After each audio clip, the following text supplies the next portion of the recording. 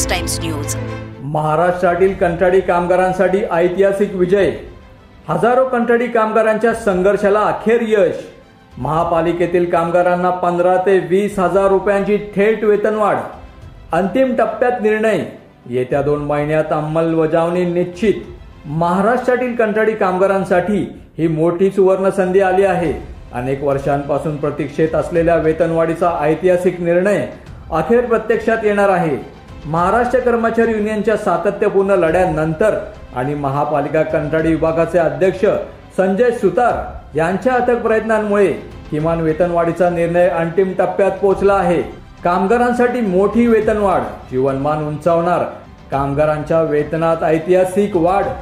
राज्यातील हजारो कंत्राटी कामगारांना 15 ते 20 हजार रुपयांचे वेतनवाढ मिळणार असून ही आतापर्यंतची सर्वात मोठी वेतनवाढ ठरणार आहे। यामुळे कामगारांचे जीवनमान सुधारेल आणि त्यांच्या कुटुंबाचे भविष्य अधिक सुरक्षित होईल। शासनाच्या पातळीवर अंतिम निर्णय लवकरच। किमान वेतनवाढीचा मसुदा तयार, लवकरच शासनाकडून अंतिम निर्णय होणार।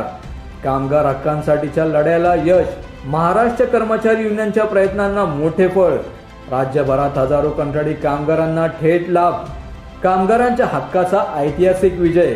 कामगारांच्या न्यायासाठी महाराष्ट्र कर्मचारी युनियनने दिलेल्या लढ्याला अखेर यश मिळाले आहे। हा संघर्ष राज्यातील सर्व कामगारांसाठी एक प्रेरणादायी उदाहरण ठरेल। लवकरच अधिसूचना लागू, बदलाची सुरुवात।